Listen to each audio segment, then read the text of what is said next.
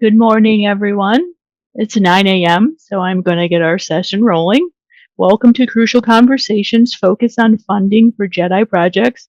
I'm Hannah Kemp-Severance. I'm the co-chair of SOA's Justice, Equity, Diversity, Accessibility, and Inclusion Committee.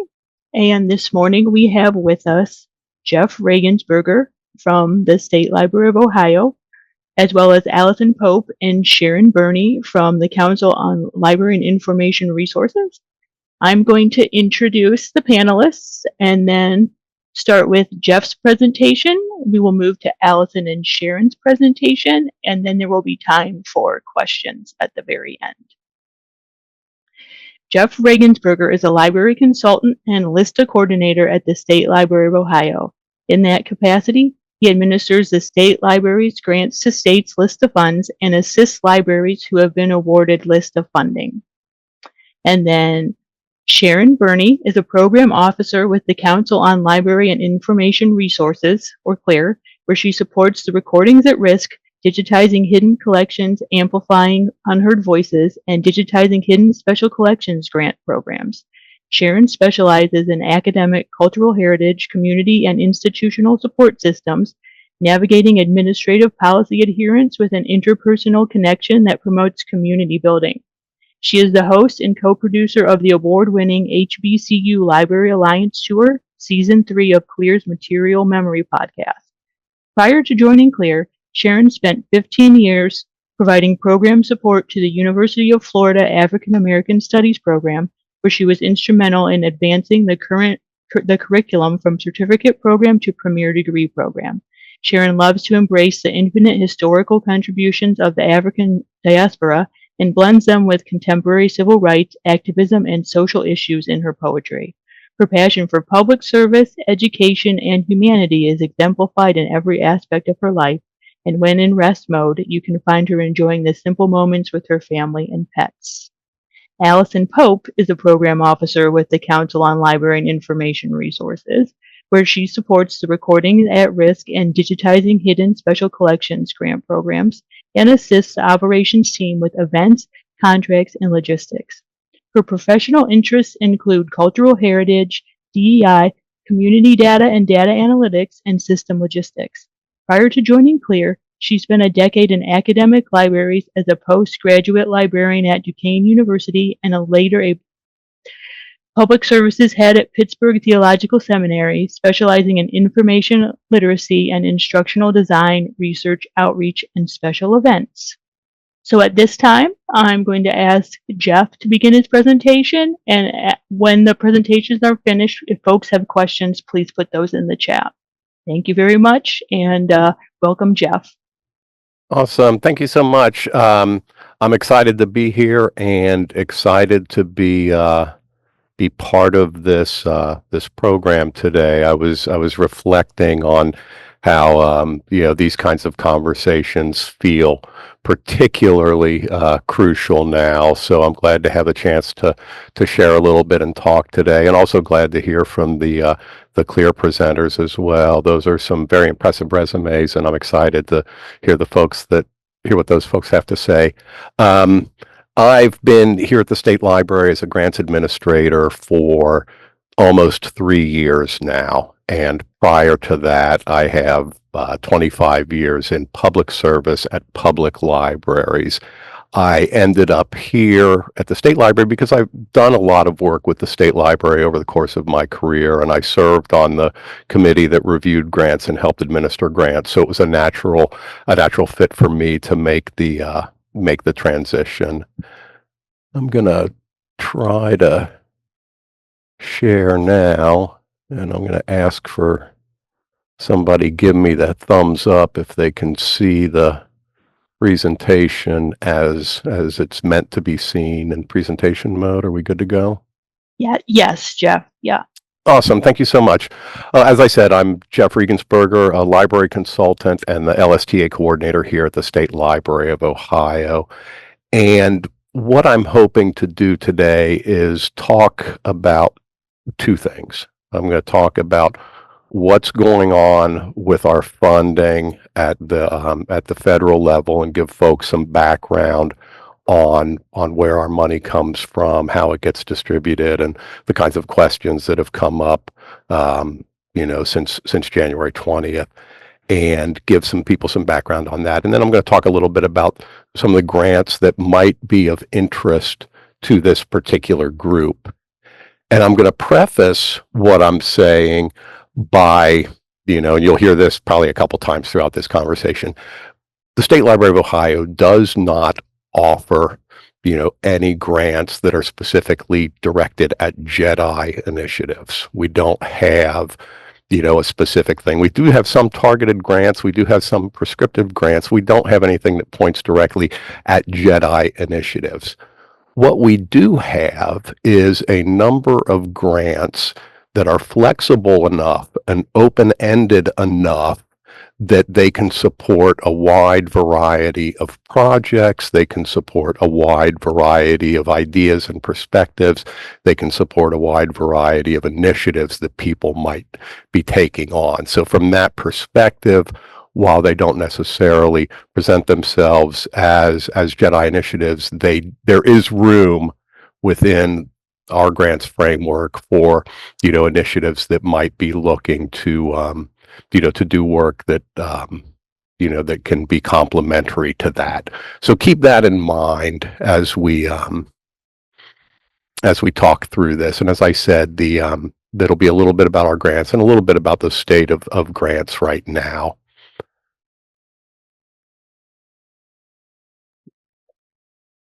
So I'm going to do a little bit of acronym soup here, if you'll bear with me, because there's a lot of acronyms and a lot of things to sort through. But I think it's important for us to sort of understand what this money is, where it comes from, how it got here, and how it gets distributed. So what I'm going to be talking about today is what you'll commonly hear referred to as LSTA funds. You hear a lot about the state library offers LSTA grants available for LSTA projects through the state library. We're talking about those. And what those are, Library Services and Technology Act funds, or LSTA funds, are federal money. It's federal money that's made available to the states through the Institute of Museum and Library Services, IMLS. And those are made available to the states and associated territories as well through something that they call the State Library Administrating Agency, or SLAWS is what that's described as. And the SLAWS, there's one in each state. Here in Ohio, the SLAW is the State Library of Ohio. So we're in charge of administering these funds. And we do that with IMLS through a 5-year plan that we're required to draft every 5 years. IMLS wants us to present a plan for how we're going to spend the money, and they want us to review that plan every 5 years. So it's kind of like a strategic plan, and then we get a checkup when we're done with it. So when we put our grants initiatives together, those are based on a combination of what IMLS expects us to do and what our 5-year plan says we're going to do. This money that we're talking about, LSTA funds that come to us through the State Library of Ohio, that's allocated to the states and associated territories on a formula. So each state gets a certain amount of money based on population within that state and the number of people they serve. So in Ohio, what that means is we get about $5.4 million a year in LSTA funds through the IMLS to promote library work and the work that that libraries and archives are doing across the state. Roughly 2/3 of that money ends up going to kind of predetermined statewide projects. So 2/3 of it goes to things like the Ohio Digital Library, or the Ohio Web Library, where we make databases available to all residents of Ohio across the state. It goes to things like our Talking Books program. It goes to library consultants that serve libraries across the state. So 2/3 of it is sort of already earmarked and spent. And then the other third of that 5.4 million is allotted to libraries and institutions through our grants program. And that's what we're going to talk about today, is some of the grants that are available through that.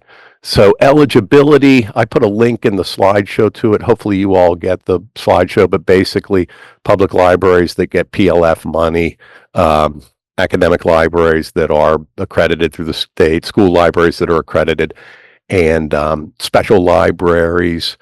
If you're a library that's within a museum or an institution, as long as you can present that you're a library with a collection that's available, that's publicly accessible, you're probably in as well. And then statewide consortia, regional library systems, and things like that. So the eligibility, it's towards libraries, but there's some other ways in as well. So that's kind of a primer on what the money is, where it comes from, and how we distribute it. Let's talk about what's new.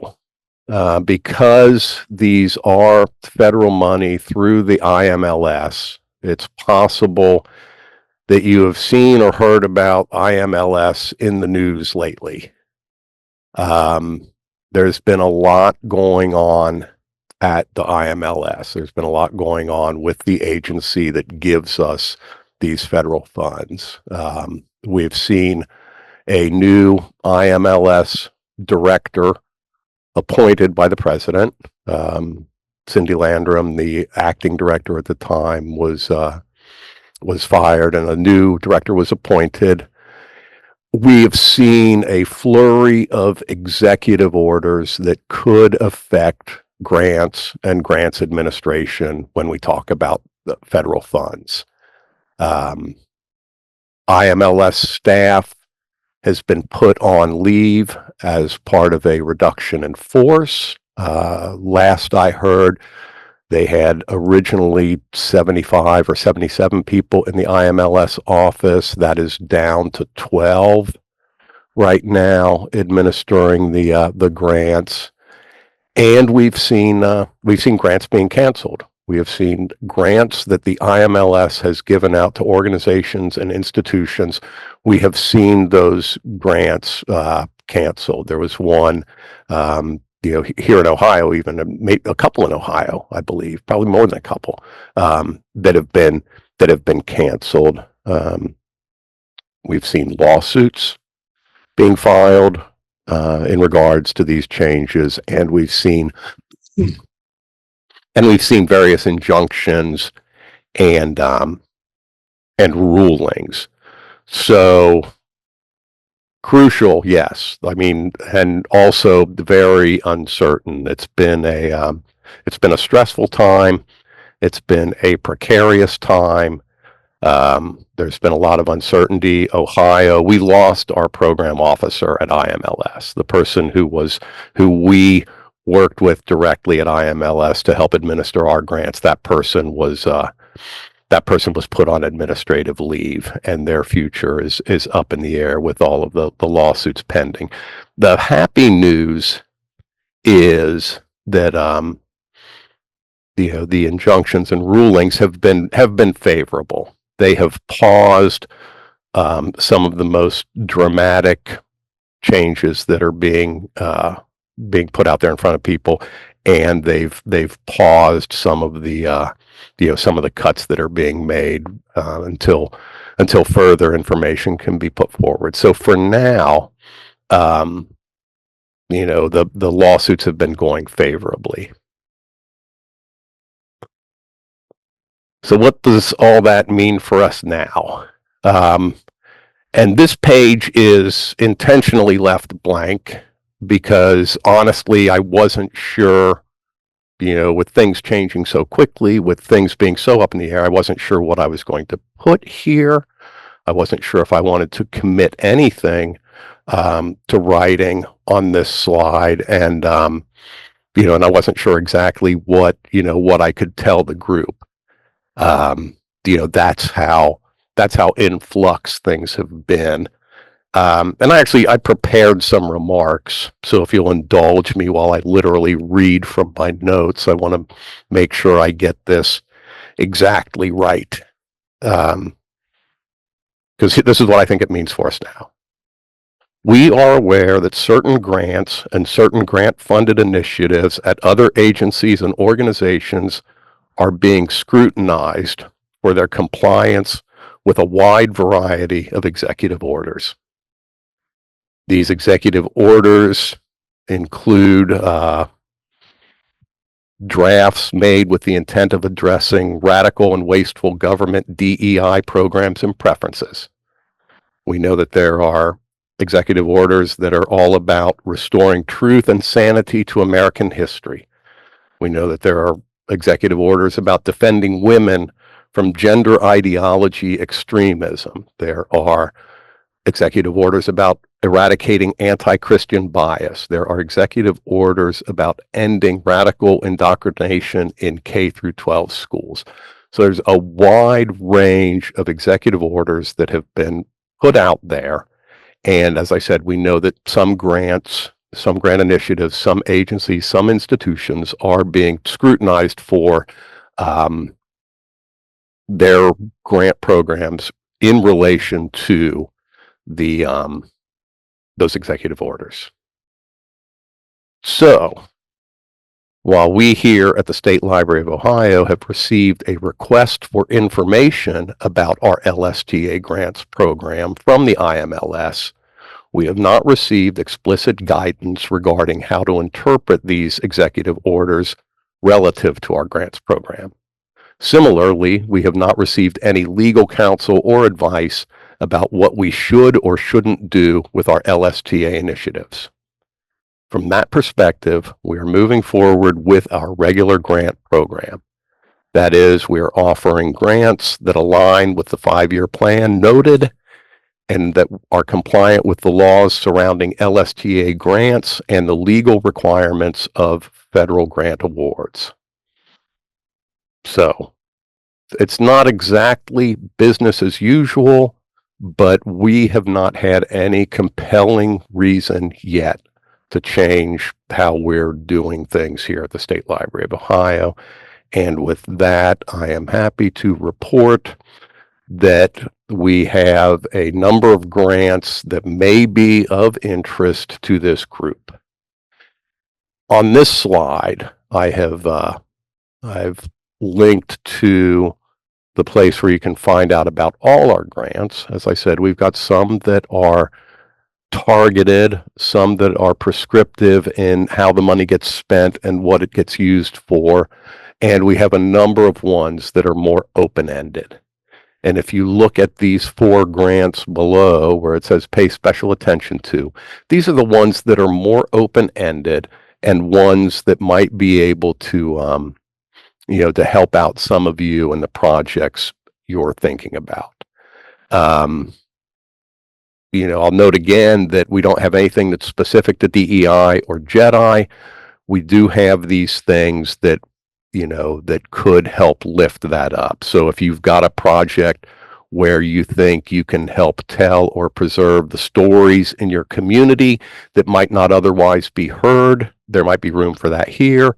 If you have a project that you can help you make services or materials available to persons who might face barriers otherwise, there's room here. If you want to ensure that your collections are relevant to and reflect the communities you serve, there's room here. And if you want to do something that can help you support services and collections that can be enjoyed by all, I think there's room in these grants.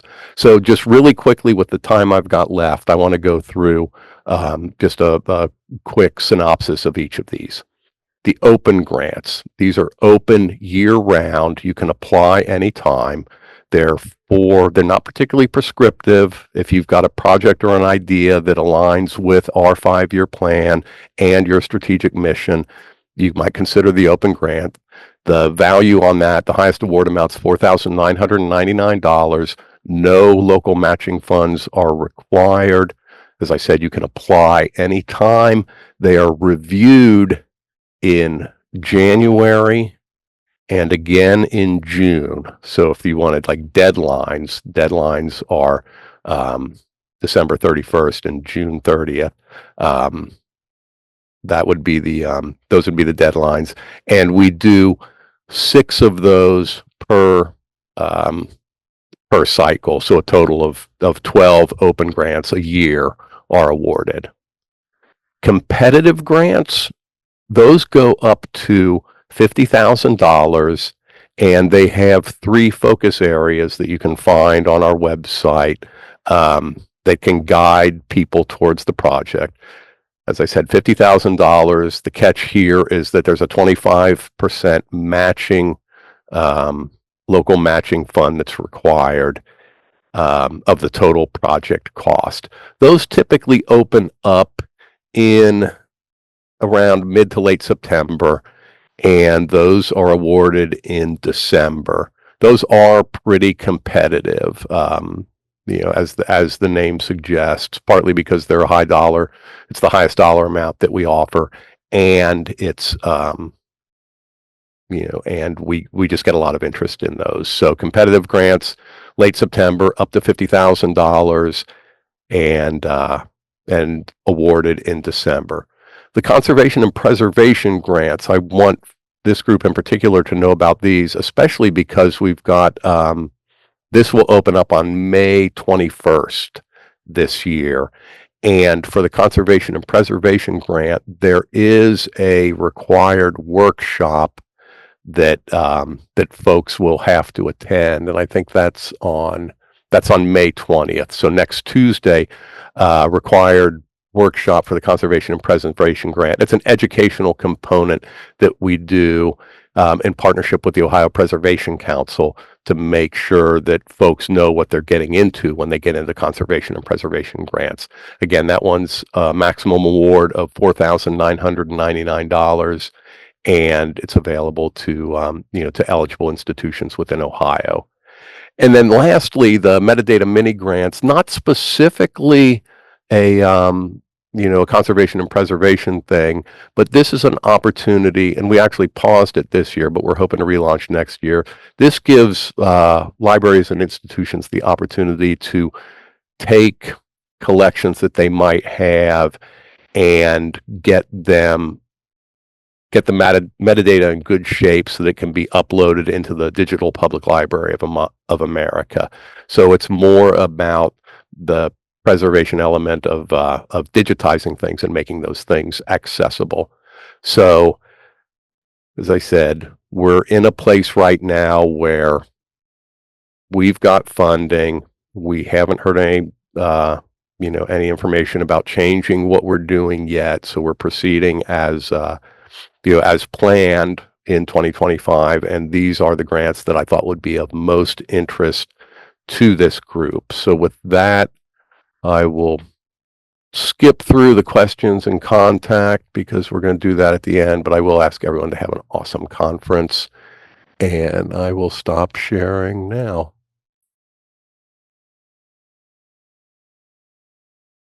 Thank you so much, Jeff. We really appreciate that presentation. And as we said, please put your questions in the chat and we will get to those at the end. And then now I'm going to turn it over to Alyson and Sharon for their presentation. Is that sharing appropriately for you all? Yes. Great. Thank you. Good morning. My name is Sharon Burney, and I'm a program officer for the Council on Library and Information Resources, or as we finally refer to it, CLEAR. Our work is accomplished by a relatively small staff of about 20 geographically distributed individuals, with the greatest concentration living in the Washington, D.C. metropolitan area. I'm co-presenting today with my fellow program officer, Alyson Pope. Jane Larson, Lizzie Albert, and Louise Quasigra are also members of the grants team, and together we administer our 2 active regranting programs from application to final report. We always like to start with CLEAR's mission. We are an independent nonprofit organization that forges strategies to enhance research, teaching, and learning environments in collaboration with libraries, cultural institutions, and communities of higher learning. Our work is varied and includes programs which are staffed and supported by the organization. On this slide, we've highlighted DLF, the Digital Library Federation, and the regranting programs that we oversee. We also serve as the fiscal or administrative host for a number of affiliates, including IIIF, NDSA, Open Repositories, and Code for Lib, among others. This constellation of initiatives that we have the privilege to work among contribute to our understanding of the cultural heritage sector in a myriad of ways and inform our programs continually. Recordings at Risk and Digitizing Hidden Collections, Amplifying Unheard Voices are a couple of many initiatives administered by CLEAR. Although we're talking about funding opportunities today, it's important to note that CLEAR is not actually a funding agency. For the Recordings at Risk and Digitizing Hidden Collections program, we receive generous funding from the Mellon Foundation, and CLEAR acts as the regranting agency. Just as we receive proposals and reports from institutions, we also send proposals and reports to Mellon and other funding organizations. The first regranting program we would like to highlight is our Recordings at Risk program. CLEAR came to recognize that there are unique challenges facing those performing audio and audiovisual digitization and description. The first and biggest of these is that much AV content is at high risk of being lost due to physical degradation and changing environmental conditions. As materials disappear, cultural history does too. A second major challenge is that specialized training is often necessary to address description, storage, and maintenance needs for these materials, which staff may or may not possess. Third, storage costs post-digitization can be prohibitive. Organizations may not have the existing digital infrastructure to store and maintain preservation copies, production copies, and access copies of the materials. And a final challenge that CLEAR recognized was the often tricky intellectual property situations surrounding AV content. All of the projects that have been funded through Recordings at Risk have had to work through some, if not all, of these challenges. Through the program, CLEAR aims to help organizations identify priorities for digital reformatting, build relationships with partners, raise awareness of best practices, and develop practical strategies for addressing all of them. To date, CLEAR has completed 11 award cycles for Recordings at Risk, funding a total of 190 projects involving more than 168 unique institutions and awarding over $5.8 million. Recordings at Risk projects are 1 year, and the awards range from $10,000 to $50,000. New York University is a recent Cycle 9 recipient of a Recordings at Risk grant. In light of the many challenges unique to AV collections, the Recordings at Risk program was developed with 4 primary assessment criteria: impact, urgency, potential for preservation, and approach to access. These criteria are different from those of our sibling regranting program, Digitizing Hidden Collections, as the emphasis for Recordings at Risk is grounded in the need for preservation through digitization and the recognition that materials will have varying levels of appropriate access given legal and ethical concerns. Recordings at Risk awards are smaller with shorter timelines and have a very narrow focus on the activities directly related to digitization work. So let's discuss eligibility. To be considered for funding, you must be a U.S. nonprofit academic, research, or cultural memory organization. The organization and its collections must also be located within the United States or a related entity, such as Puerto Rico or American Samoa. Government units and their agencies are eligible so long as their primary function is cultural heritage, and federally recognized tribal governments are also eligible. If you have any questions about whether or not your organization is eligible for a grant, you can always contact us via our program email at recordingsatrisk@clear.org. Recordings at Risk does not have an official list of allowed or disallowed formats. We welcome applications as long as the format is audio and or visual, is time-based in nature, so no still photographs or slides. And you can find a qualified external service provider or vendor that can perform digital reformatting in an appropriate way for the format and condition of the physical materials. It is important to note that the program was designed with analog to digital reformatting projects in mind. While born digital AV content is no less important and is surely at risk, it is not the focus of this particular program at this moment. There are, of course, a few formats that blur the lines when it comes to analog digital distinction, such as digital audio tapes or DATs. This particular format, for instance, is eligible and certainly at risk. Files on a hard drive, however, in need of digital reformatting are not eligible. Don't hesitate to reach out to us to double check the eligibility of a specific format. So this year's call for proposals for the 12th cycle of recordings at risk closed on April 14th, and recipients are going to be announced in August of 2025. So we typically notify individuals before the public announcement is made. All projects must last between 3 and 12 months. And for cycle 12, all project work should take place between September 1st, 2025 and August 31st, 2026. Cycle 12 is the last cycle of recordings at risk planned under the current Mellon Foundation parent grant.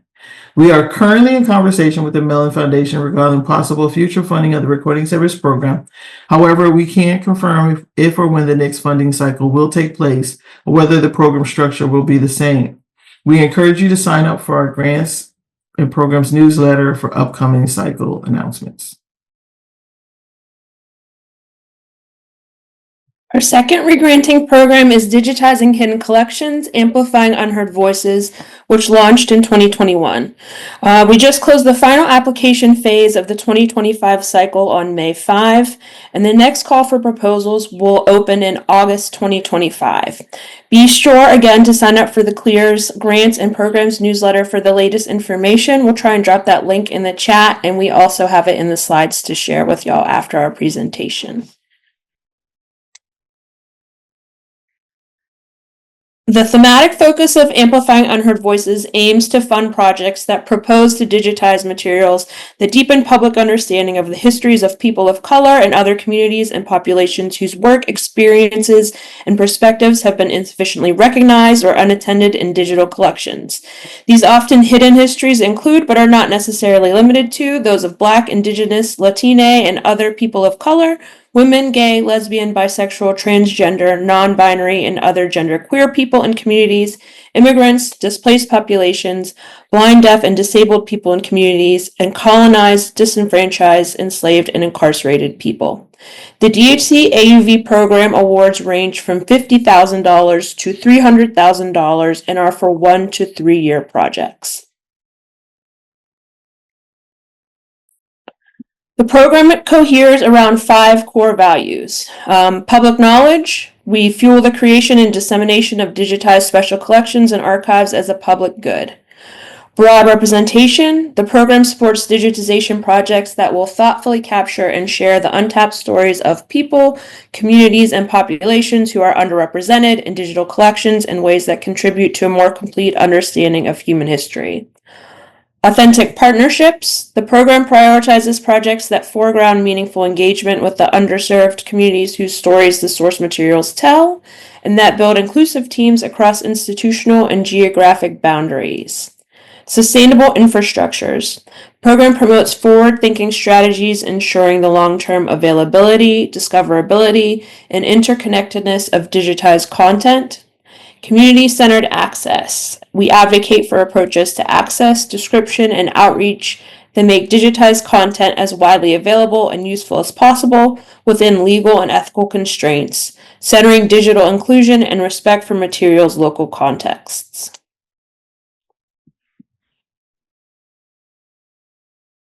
The 2024-2025 cycle of DHC AUV is in the panel review stage that follows the close of the final application. Initial applications were submitted online with a deadline of October 30, 2024. All organizations that were invited to submit a final application were notified in February 2025, and the final application was due May 5, 2025. We provided a greater level of support to those organizations invited to the final round to help develop initial applications into more competitive final applications. This involved a number of individuals from CLEAR's community, including members of our review panel, to assist in an applicant support webinar series.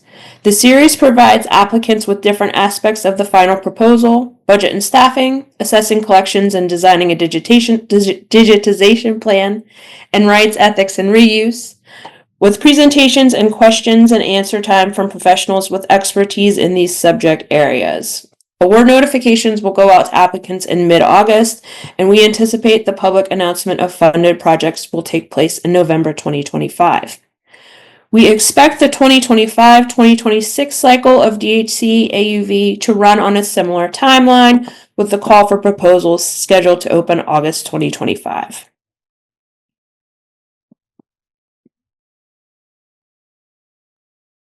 It can be easy to confuse the programs as they are both GLAM's digitization regrants, so we wanted to take a moment to summarize their core differences. Recordings at Risk has a single call for proposals per cycle. AUV has an initial call for proposals and a second application stage that is invitee only. Eligible formats for RER are limited time-based audio and audio-visual materials only, hence the recordings and recordings at Risk, while DHC is concerned with the thematic focus of materials rather than their format and is broadly open to almost any physical material format. Both programs have a provision against digital reformatting, so born physical items only. RER was conceived to assist smaller organizations build their digitization capabilities, so it requires organizations to use an outside vendor. This ensures organizations have the expertise necessary for project completion. DHC projects that have larger funding amounts are much broader in scope, and digitization can be performed in-house or by a vendor. And it's not unusual to see a combination of both and/or multiple vendors being utilized to deal with different special formats within the same collection. The DHC program is also open to multi-partner collaborative projects, as long as each collaborator meets program eligibility requirements, while RER is geared towards single recipient awards. Likewise, DHC is open to eligible organizations based in the US or Canada, while RER is currently geared toward the US only. Digitization is the primary focus of both programs, and both use their own distinct independent review panels, but there are some areas of nuance in their respective criteria for assessment. RER has a greater focus on the conditions of the material. DHC has a greater focus on theme. Both panels focus on making digitized content as widely available and useful as possible within legal and ethical constraints.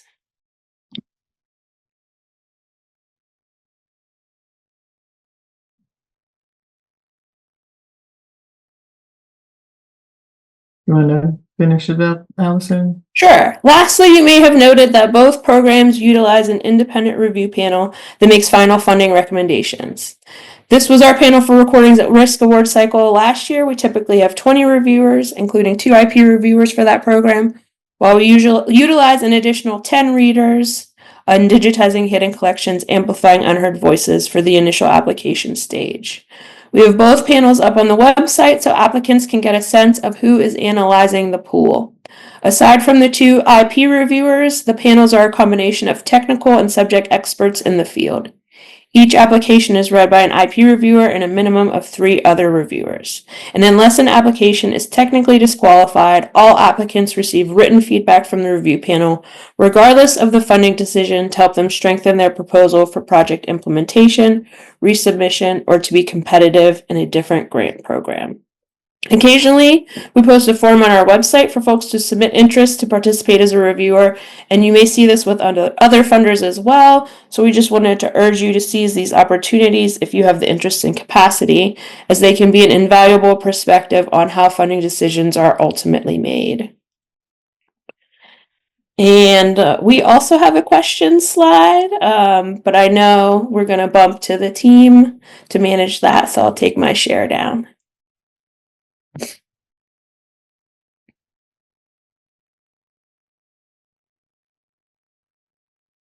Great. Thank you very much, Alyson and Sharon. And again, if anyone has questions, please go ahead and put them in the chat. I do see a few there, so I am going to start to read those questions. I'll try to direct either if they're to Jeff or for the CLEAR team or for both of you to answer. So bear with me for a moment here.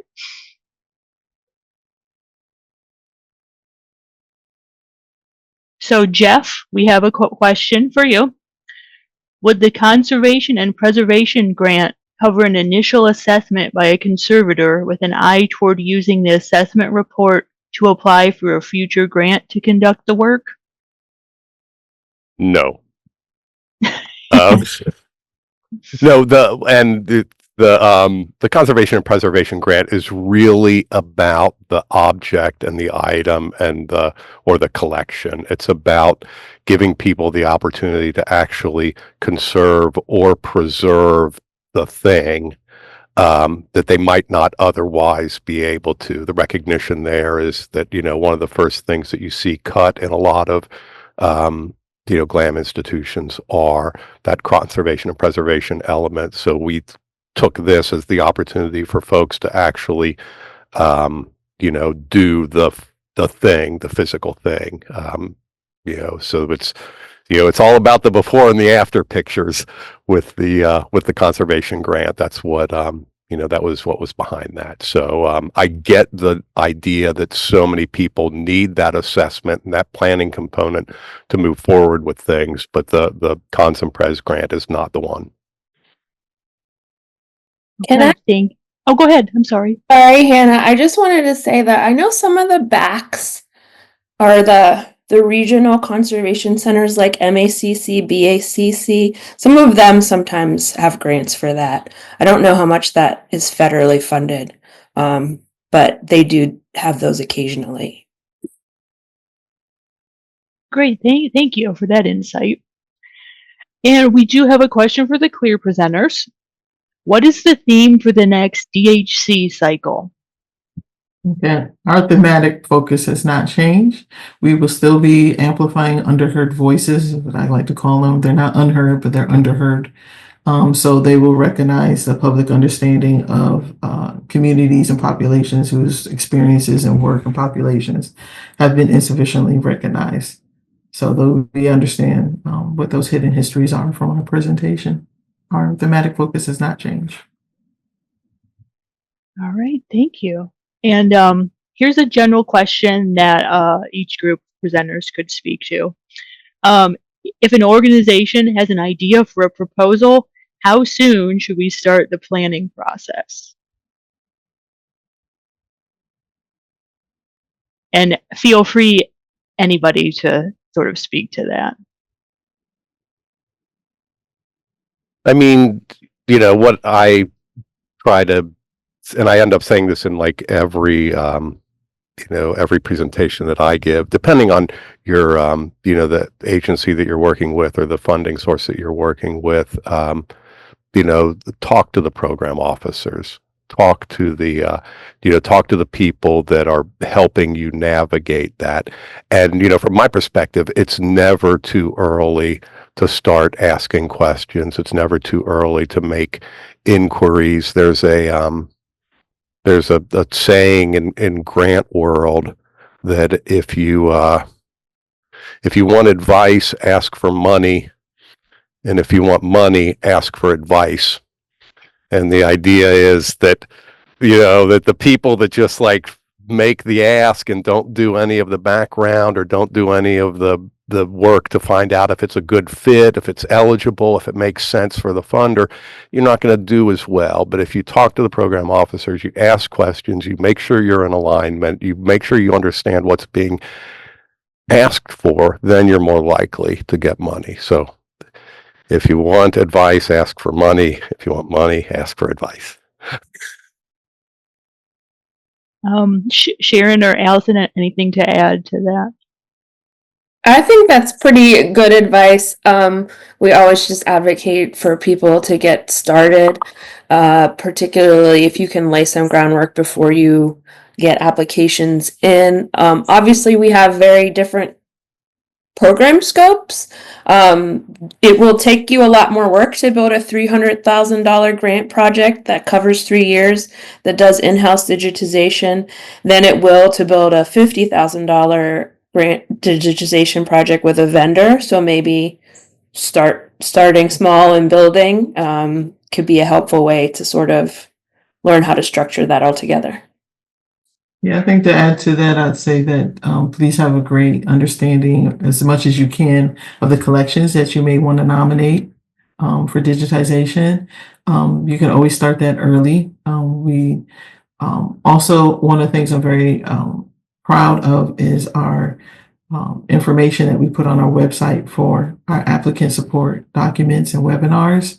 Come to the webinars, ask all the questions, look at all the documents for digitizing the collection and recordings at risk. They are highly competitive, but we keep our videos and our question and answer documents and our guidelines up on the website constantly. Look at those early so that you can start building out an application before the call even opens. Great. Thank you very much. And I can speak to that a little bit. The University of Akron here is a recipient of a Digitizing Hidden Collections grant. And while I was not involved in the application process, I know that the resources provided and the webinars and all of those things that you listed out were extremely valuable in us moving through that process. So again, yes, I would definitely agree with those things. And yeah, your support was wonderful. So thanks very much for that. One thing here noted for Jeff, there's a question if you can share a link to the statement that you read earlier. I don't know if you have a link to that. I know you said it was just your notes, but I do not have a link to that. That was a little bit more informal, off the cuff, and me just making sure I was getting my words right. It's not a Sure. statement from the state library. That said, I understand that recordings of the session might be available, and folks will be welcome to copy and paste or transcribe as they see fit. I don't want to be evasive, but obviously things are delicate in their way, and I don't want to misspeak on behalf of the the agency or IMLS, and I don't want to do anything that's going to potentially jeopardize the funding that we have based on what I said. So I appreciate your indulgence with me being extra careful and qualified. thank you so much, Jeff. Yeah, we appreciate you letting us know that. Completely understand, and then we will let attendees know when the recordings are available. And I just dropped in the chat a couple of things because I expect that the group might be most interested in the conservation and preservation grant that we're offering. I put a link to the workshop registration, which is required, and also if you want to peruse some of the grants that have been awarded in the last couple cycles to see what some other institutions and agencies have done with conservation and preservation. It's a pretty fun read to see what folks in Ohio, what kind of stuff people have out there in the world. Thank you very much. Kind of piggybacking off of that, I know that there are newsletter or other communications from some of your granting organizations. Clear, you did mention that you have one, and is anyone able to sign up for that? And then is there a link to sign up? I'm not sure if that ended up in the chat, how you sign up for those newsletters. And then if Jeff, if you have anything like that too as well, you want to address. We don't have, I mean, we put, our marketing and communications persons puts, most of our stuff up online under our What's News section. They have, any kind of like press releases and announcements will go up there. A variety of listservs. I can get the listserv addressed for the news announcements that we put out and drop that in the chat as well. And they're also pretty good about social media things. So give me a second to find our listservs, and I'll And Alice drop and I that. both put lists for just Clear News and the Clear News Grants and Programs newsletter. So we have two. And one specifically for our team and one for the entire Clear organization. Wonderful. Thank you. I know we're closing in on time, so I have just a couple more here. If an organization's proposal is not accepted, will they receive guidance on why not and how they can retool that to either reapply or maybe apply to a different grant that's more appropriate? And either presenters can speak to this for their specific programs.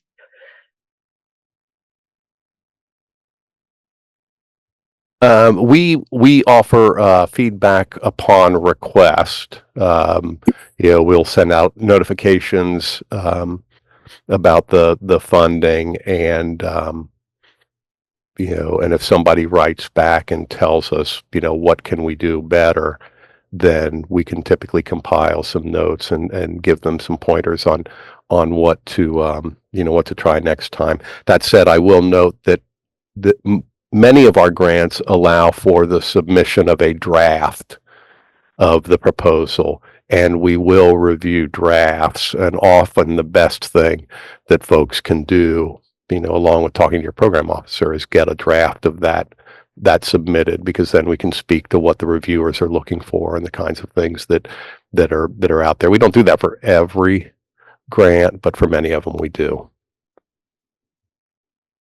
Yeah, and we both of our grants are competitive. All application cycles go to an independent review panel.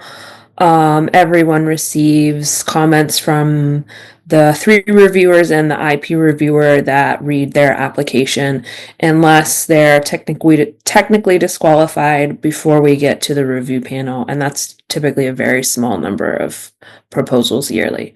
So everyone gets some form of feedback, whether they're encouraged to come back or maybe encouraged to, we can try and supply them with other better fits at times if we have those handy.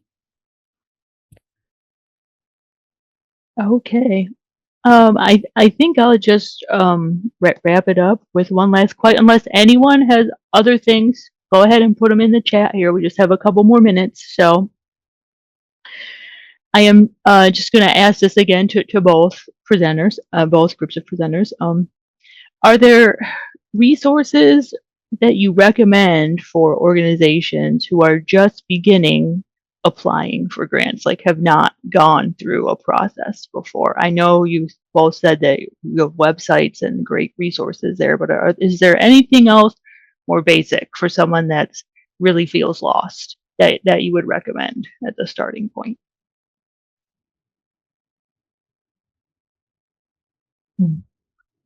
So for our programs, our Recordings at Risk is a smaller program that is a smaller grant, and it's a good starting point for many of our recipients. They usually start with the Recordings at Risk and then do a part 2 of a project, and they go on to the hidden collections as a graduate of that. I think I recommended earlier to also, when you want to start a digitization project, sometimes it gets lost in the weeds for unsuccessful grant applications, is that they don't seem to have a great understanding of what's actually in the collections and have processed them at any starting point. And that usually has people knocked out early and based on the reviewers. Yeah. And also, Alyson's pet peeve, read the guidelines. Yeah, I do think I almost don't want to advise very general resources, because what I have found in this work is that many of the grants are actually incredibly specific. And you're almost better off following Jeff's advice, reaching out to the program officers and getting those specifics down, I think it could be less like a more efficient use of your time. Because generally, the very general basics are just like read the materials put out, pay attention to the instructions, and get in touch with the program officers. And past that, I do think that many different programs have many different areas of focus that are kind of too specific to generalize. Great, Yeah. thank you. I agree, Go and I ahead. think that starting small, I like the idea of starting small as well. One of the things that we're cognizant of here at the state library is, I mean, we got libraries out there in the world that, have part-time directors or part-time fiscal officers or, small libraries where there's not somebody on staff who has, experience writing grants. And many of our grants, the lower dollar ones, we really try to make it as easy as possible. The application is easy, the things that you're required to submit are easy. The theory being here that, and this is true of anything, if you want people to be successful at something, if you want people to do the thing and be successful at it, make it as easy as possible for them. And that's what with a lot of our things, we do try to make the barriers low when we can. I think we kept that in mind when we created the applicant support webinar series, when we changed the thematic focus, is because we understand that resources are staffing too. And so we created this online applicant support webinar series to break down the more difficult parts of our application. And we bring on an expert for the webinars to guide them through that process. The project program staff is always there, and we always answer any questions that you may have to build out your application. And we really hope that our grant applicants really take advantage of our applicant support webinar series because it was made with them in mind. Well, thank you so much. We're almost at time, and seeing no more questions, I just want to thank Jeff, Alyson, and Sharon for their presentations and sharing their programs with us and the links in the chat and everything. And very much appreciate it. And we look forward to reaching out for any. I hope that you get some organizations from this group to reach out to you for your various programs. And with that, I'm going to close this session and wish everyone a great rest of their day. Awesome. Thanks, everybody. Thank you. Have a great day.